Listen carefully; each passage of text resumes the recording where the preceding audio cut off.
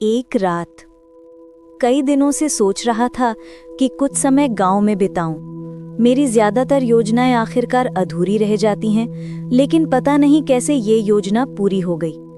राना को ऑफिस से छुट्टी मिल गई और हम दोनों बस से गांव की ओर निकल पड़े। रात के 2 बजे हम गांव पहुंचे। बस के चले जाने के साथ ही हम अंधेरे में डूब गए। यहाँ से हमारा गांव 3 किलोमीटर दूर है। वहां तक जाने के लिए रिक्शा या वैन चाहिए।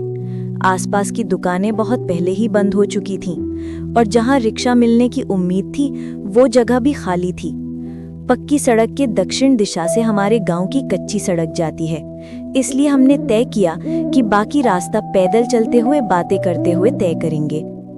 सुनसान रास्ते पर हम दोनों चल रहे थे।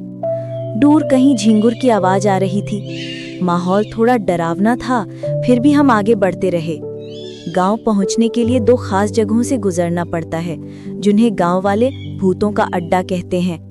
इस अंधेरी रात में भूत प्रेत की बातें ज्यादा ही याद आ रही थीं, इसलिए मैंने राना का हाथ कसकर पकड़ लिया।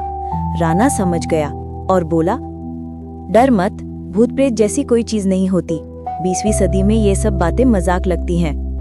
फिर भी मुझे अजीब सा डर लग रहा था। कुछ दूर चलने के बाद हमें एक घर दिखाई दिया। घर के सामने लाइट जल रही थी। मेरा डर थोड़ा कम हुआ। मैंने राना से कहा, चलो उस घर में चलते हैं। अगर वहां रात बिताने की इजाजत मिल जाए तो बहुत अच्छा होगा। इस अंधेरे में चलना मुझे बहुत डरावना लग रहा है। राना मेरी बात मान गया। हम घर के अंदर गए। अंदर एक महिला कुछ कर रही थी। हमें देखकर उसने पूछा, क्या चाहिए आपको? राना बोला, हम शहर से आए हैं। बहुत रात हो गई है, कोई गाड़ी नहीं मिल रही थी, इसलिए पैदल चल रहे थे। आपका घर देखकर लगा अगर रात यहीं बिता लें तो बड़ी मदद होगी। सुबह हम चले जाएंगे। महिला हमारी बात मान गई। उसने हमें एक कमरा दिखा दिया, लेकिन उसका चेहरा नहीं दिख रहा था। वो घूंघट में था। मुझे कुछ अजीब सा लग रहा था। फिर भी इतनी रात को ठहरने की जगह मिलना अच्छा लगा। हम बहुत थक चुके थे, इसलिए लेट गए। कुछ देर बाद अचानक सड़ी हुई बदबू आने लगी। बदबू धीरे धीरे बढ़ती जा रही थी। इतनी गंदी बदबू से हमारी नींद टूट गई।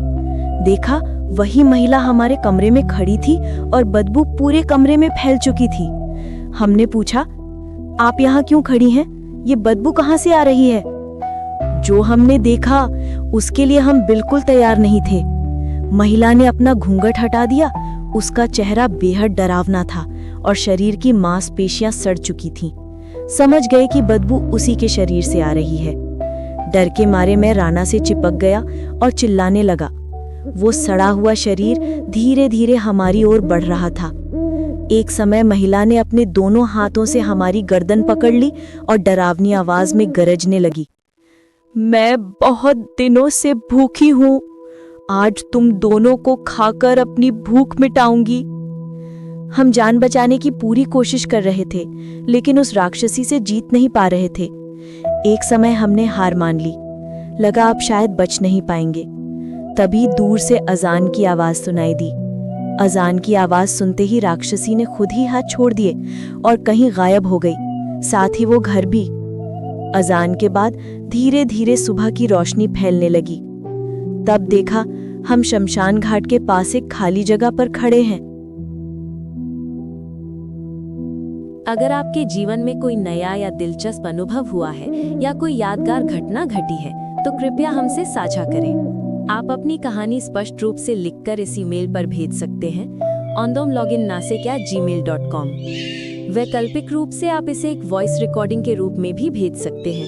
यदि आप वॉइस मैसेज भेजते हैं तो कृपया सुनिश्चित करें कि ऑडियो स्पष्ट हो और बैकग्राउंड में कोई शोर ना हो। सिर्फ आपकी आवाज सुनाई देनी चाहिए, बिना किसी व्यवधान के। हम आपकी कहानी सुनने के लिए उत्सुक हैं।